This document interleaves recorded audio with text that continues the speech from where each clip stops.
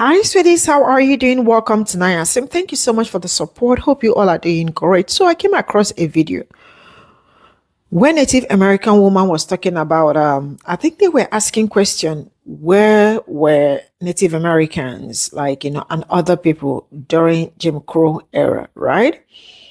So this woman talked about where they were and also tried to say that Black people always make it look like it is only them that went through Jim Crow, slavery, and all that. So, there are some things people will say, you don't have to be in a hurry to talk. I decided to go back to also make my own research, right? And then you definitely will find out that Jim Crow was actually designed for Black people. Though it extended to other people. But this law was not actually meant for other people. This law was actually for Black people, though they also had effects of it. Now, the problem I have with some people is that each time they talk about things that affected or affect Black people, they always look for a way to make it look like Black people are not the only one going through it. They are also going through it. I am saying you all are not going through it. But when people talk about Black problem, can you not bother looking for a way to get yourself entangled into it? Let's get into this. Segregation, where did everyone else sit? They didn't. During segregation, it was a black versus white world. That's what it was set up for. Filipinos, Asians, Native Americans, they were straight up denied municipal services. They were denied entry into these restaurants. They just were the forgotten ones. They weren't even allowed to drink from the fountain. They had to go find something. And so when we look back at this history and how binary it's been in its black versus white coding, what the fuck about the rest of everybody? Thousands and thousands of ethnicities in this country. Why is it just this binary 1 versus 0, 0 versus 1 in this country? Latinos were segregated, but by custom, not by law. It's been a black versus white thing, and that's their feud. They've been doing it for decades and decades and decades. The rest of us has just been watching and finding our own fountains in restaurants. So while he's not completely wrong, there are some things that are wrong. This is not a black and white feud. This is how white supremacy has set up the system to be binary. That is not the fault of Black people. Also, it wasn't just customary for other marginalized communities of color to be affected by Jim Crow laws. It was also legal. Jim Crow laws were not just for Black people. They were for all marginalized communities of color. Now, the reason for these misconceptions are for a couple things. One, when history is taught here in the United States, they almost completely erase all other marginalized communities of color from the history books and only speak on Black oppression, Black enslavement, and the systemic violence against Black people. Two, with Jim Crow laws, they didn't really specifically say Black people. They would use terms like colored or Negro, which most people don't know applied to other communities of color, not just Black people. Jack D. Forbes is a very, very well-respected Native American historian. And I would encourage people to go read this paper that he wrote on the use of the terms Negro and Black to include persons of Native American ancestry in Anglo-North America. So I'm going to read this first part real quick. In 1854, the California State Supreme Court sought to bar all non-Caucasians from equal citizenship and civil rights. The court stated, the word Black may include all Negroes, but the term Negro does not include all Black persons. We are of the opinion that the words white, Negro, mulatto, and Black persons, whenever they occur in our Constitution, must be taken in their generic sense. That the words Black person in the 14th section must be taken as contradistinguished from white and necessarily includes all races other than Caucasians. Basically, Negro meant any person of color. The paper goes on to explain the Spanish and Portuguese usage of the words and how it applied to Native American people. And it also applied to Asian people. In the Philippines, the Spaniards called them negritos, but they weren't Black. A lot of times people fixate on what the word Negro or Negro meant, which meant the color Black, and associate that to Black Americans. The creation of the white and Black binary system in the United States was to, one, completely cover up and erase the genocide of Native American people. 2, cover up and erase the enslavement of everybody else besides Black people. Because if the world understood that it wasn't just Black people that they were enslaving, then this is a bigger problem. The Black and white binary system also creates a racial caste system that ignores how other marginalized communities of color are actually treated in the system. It makes it appear that Black is always at the bottom and that other marginalized communities of color have proximity to whiteness. All of that is a myth. All people of color are at the bottom. And sometimes some groups will get a little bit more privilege during certain periods because that's what benefits white supremacy in that moment. But then those privileges get taken away. This is also where the myth of the model minority comes in. Because while people will say that Asians are a quote-unquote model minority, they forget about Japanese internment camps, Filipino field workers, Chinese railroad workers, all who had horrible living conditions and didn't get paid very much. It also ignores the enslavement of Asians being brought over to the Americas to work as slaves. It ignores the enslavement of Native American people. And it hides the fact that Native Americans still exist, so they reclassify us into things like Latinos or Hispanics. They only say certain tribes can have federal recognition while other tribes cannot. It tells people who is Native and who isn't.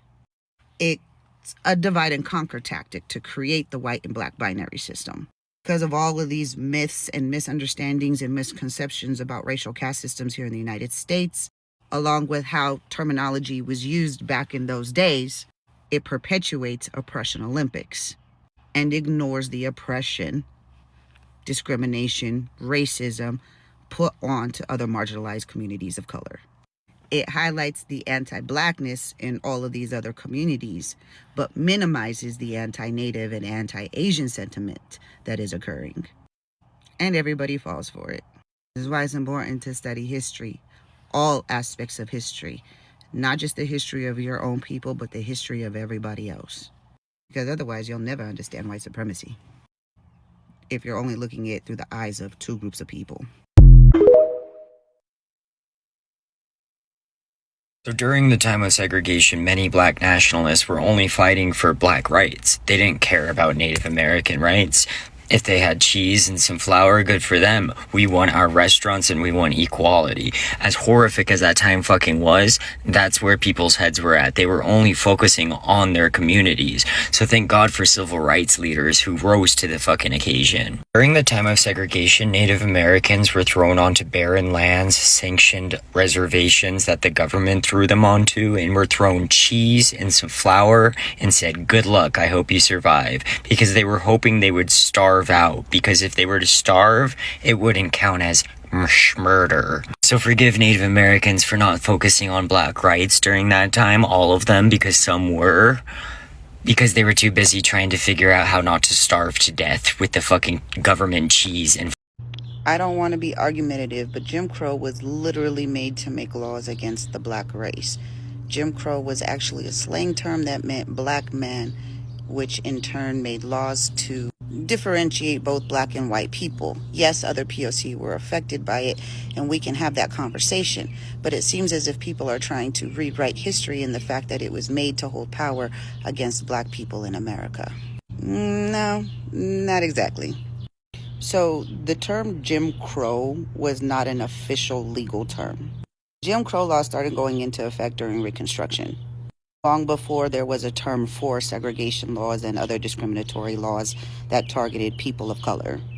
The term Jim Crow started being used because it was the name of a character in a minstrel show. For those that don't know what minstrel shows are, they were shows where white people put on blackface to make fun of Black people, make them look unintelligent, degrade them. And because in the Southeast, where it was a higher population of Black people than there were other people of color, Jim Crow got associated to the oppression of Black people in the Southeast. So Jim Crow laws was the nickname for a variety of segregation laws and discriminatory laws that oppressed people of color. See, we're not revising history, we're correcting it. We're correcting what was already revised. These laws weren't just created in the Southeast. They were being created all over the United States, mostly in the Southeast and the Southwest. But because they never talk about the history of the Southwest and what happened in the Southwest, we only learn about what happened in the Southeast. So we are only associating Jim Crow laws to Black people because of that. If you actually talk about all the segregation and discriminatory laws and practices in the Southwest, then you would see that Jim Crow laws were affecting all people of color, not just Black people. And then you associate Jim Crow laws to all people of color and not just Black people. The illusion is to make it look like the most oppressed people in this country are Black people, when in fact, all people of color are oppressed, all the same ways. See, when white supremacy centers the oppression of a non-Indigenous community of color, it distracts and ignores the oppression on Indigenous people. And that's how they get away with stealing land. That's how they get away with stealing resources. And that's how they get away with the continued genocide of Indigenous people. Because the ultimate goal isn't to oppress Black people. The ultimate goal is to steal lands.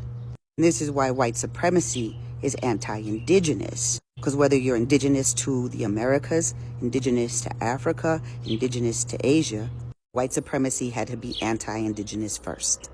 Which means we've all been going through the same oppression in our own lands. And then all of us have been stolen and taken to other lands as well. It is a continuous flow of displacing people of color all over the world. It is a continuous cultural and linguistical erasure, and it's erasure of Indigenous identities. When Black people stop claiming Africa, it no longer belongs to Africans. We'll include those that live here. When Native Americans stop claiming their indigeneity, our lands no longer belong to us. And they continue to assimilate, they continue to oppress. There's not one single race that is more oppressed than the other. The true binary system of race is not black and white. It's white versus non-white. Because they will reclassify you to whatever the fuck they want to get whatever the fuck they want to have. Which is why when you look at most Jim Crow laws, they don't specifically say Black people. They say Negro or colored. Very few laws specifically name Black people. Very few laws specifically name Mexicans. Very few laws specifically named other ethnic groups. If you were a person of color, you were affected by those laws. Because it wasn't just segregation. It was also voting rights, medical rights, educational rights. It was all the civil rights that all of our people collectively fought for. The civil rights era was literally a direct response to Jim Crow, which is why civil rights wasn't just fought in the Southeast. They were fought all over the United States. In some states, those Jim Crow laws may have been a little bit more covert, especially in the North, but they existed. When they weren't written into law, they used their power to do things like redistrict or create redlining, which would inadvertently segregate people, was the legal loophole that they would use. So in a sense, today we still deal with covert Jim Crow laws. And they make them covert because they don't want us fighting against it. They want us feeling comfortable in our oppression and fighting each other over who's more oppressed than the other, when the system affects all of us in the same way. And that way is that none of us have an upper hand unless you're white. And while some of us may break through that glass ceiling every now and then, we're still just a bunch of legal slaves working in their modernized versions of a plantation. I knew it wouldn't take long for the Oppression Olympics to come out. You said that other POC were affected by the laws, just not as much as Black people. Now, if you want to say Jim Crow laws affected Black people first, by all means say it, if that's the trophy you want. It doesn't take away the fact that Jim Crow laws affected everybody all over the Southeast and the Southwest who were people of color. Putting my people's history back into the story is not erasure of your people's history. It just no longer centers your people's history. And that's what bothers you. That's what bothers anybody who plays Oppression Olympics. And people play Oppression Olympics out of fear of having their oppression erased, forgotten about, dismissed. Which ironically is what happened to my people. Our history, our experiences, our oppression have been almost totally erased. I want you to ask yourself, how much Native American history did you learn growing up? I want you to ask yourself, how much Mexican history did you learn growing up? I want you to ask yourself if you even knew that Mexican people, the vast majority of us, are Native Americans. So Native American and Mexican history go together. I want you to ask yourself why you didn't learn about any of the history in the Southwest. What you did learn about the West was all that Wild Wild West bullshit that they played on TV. Cowboys and Indians fighting each other. I've seen videos of Black people asking the question, where were Mexicans or other people of color during segregation? People don't know because nobody is taught our history. You're only taught the history of what happened in the Southeast. I want you to ask yourself why you never hear about brown people being killed by the police. 2 Mexican men in California were killed by the police with knees to their neck. One before George Floyd, one after George Floyd. Both with video evidence. Nobody knew who they were. Their names, Mario Gonzalez and Angel Zapata Hernandez. I want you to ask yourself why their stories were not national attention just like George Floyd's was. We all knew about Sonia Massey, but I want you to ask yourself why you didn't know about 15-year-old Elijah Haley, who was an Apache boy walking down the street. When a cop pulled him over, asked him to show his hands, he had a BB gun in his pocket. He pulled it out, dropped it to the side of him, and then was shot. And then as he laid there on the ground, the cop walked up and shot him several more times, point blank. I want you to ask yourself why it wasn't until TikTok that most people didn't know what MMIW or MMIP was. And even then, most people still don't know. I want you to ask yourself why it wasn't until the last 10 years when people started finding out that Native Americans were enslaved in our own lands, how many of us were really genocided. I ask you to ask yourself these things because I want you to realize how deep the erasure is and how people assume what our oppression has been like because people refuse to have those conversations with us. The conversations about racial oppression in this country have always been centered on Black people. The conversations about race have always been about Black and white. The only time we're brought up into the conversations about race is when we're talking about immigration, which is crazy because they're calling us immigrants in our own lands. Not to mention how we completely erase Pacific Islander and Asian history out of the American story as well. Ask yourself, how much do you really know about their stories and their oppression in this country? There is not one group of people who had it worse than the others. When people do these things and say, we had it worse than you, this is what it sounds like. Both of us are in an abusive relationship with a man. And I say, I know that you've been abused, but I was abused first and I was hit 3 more times than you. So I had it worse. And you talking about your abuse is dismissing my abuse. You're rewriting my abuse. That's what that sounds like when people play Oppression Olympics. Playing Oppression Olympics with people just shows an ignorance of history and an ignorance of other people's experiences and pain. It dismisses all that pain. Do better. Have a day.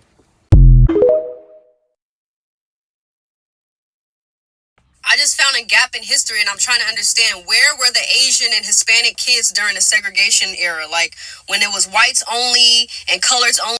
Hi, political science major here.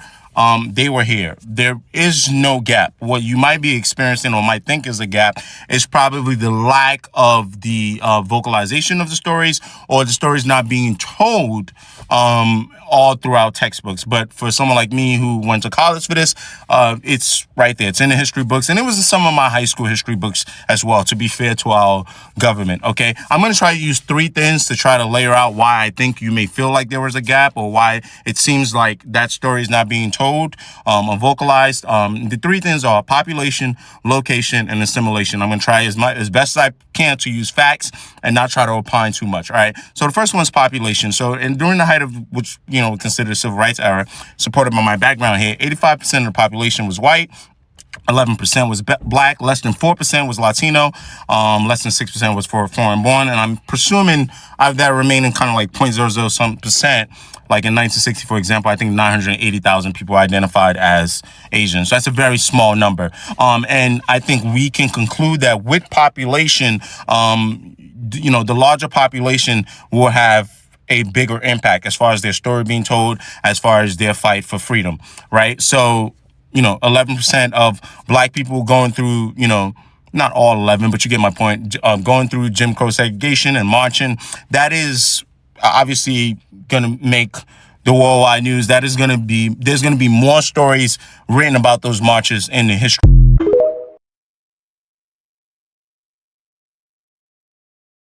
This is all I got from this video, sincerely speaking. This is my second time making this video, because the first one I found out that the sound was not out after recording like 30-something minutes video, but it's okay. So now I'm back to it.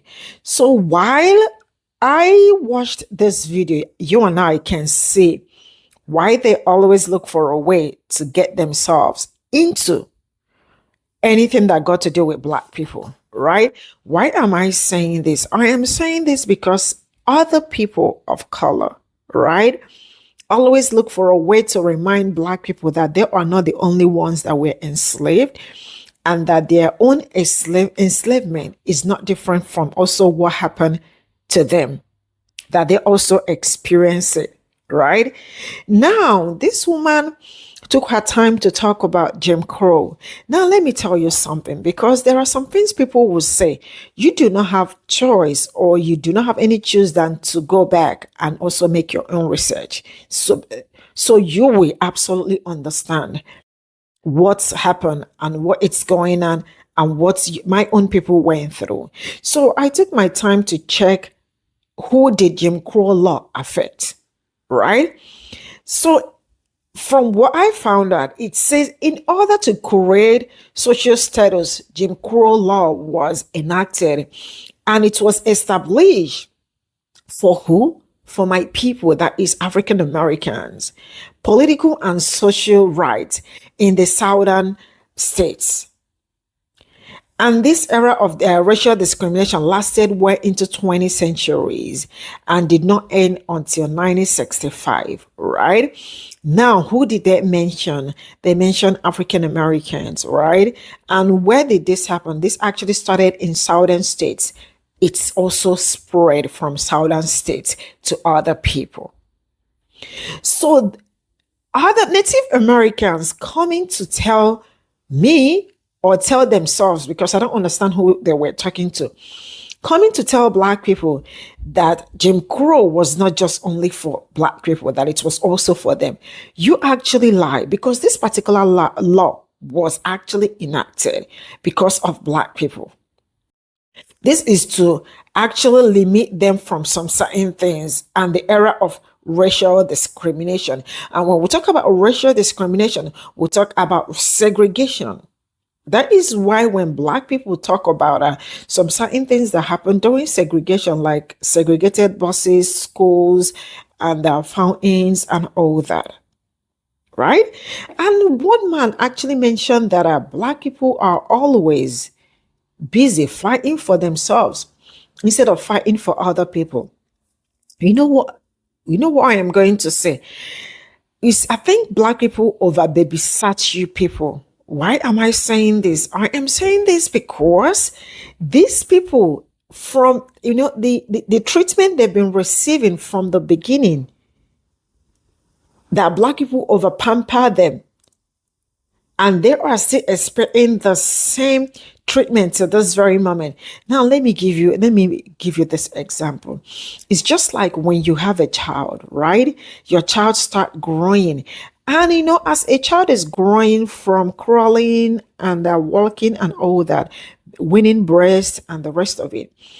And if you continue to care for the child, like as the child is still a baby, like the child finished creche, maybe entered high school, college, and all that, you still pamper the baby the same way you pamper the baby when the baby was born. Trust me, that baby will not expect anything other than you're pampering him or her for the rest of his or her life. I have seen these cases of parents, right, pampering their kids, over pampering them, and then in the end they end up taking them to court. Why? Because they feel like, my mother used to do this for me, but now she doesn't do it anymore. She said I am grown, or I am supposed to live in her house for like forever. It is because she started it when the child was supposed to leave the house. Like, you did not make provisions or probably look for a way to send the child out so that the child can stay on it. You still let the child stay at 30, at 40. At any other age, the person will say you are maltreating him or her, right? This is what happened. Black people took care of all these people from beginning to this very moment, not until last year. They said that they are stepping back to get some rest, like to get fresh air. And it did not go well with them. That's why if you see them, you see how they are like grumpy and being sad and still looking for a way to bring Black people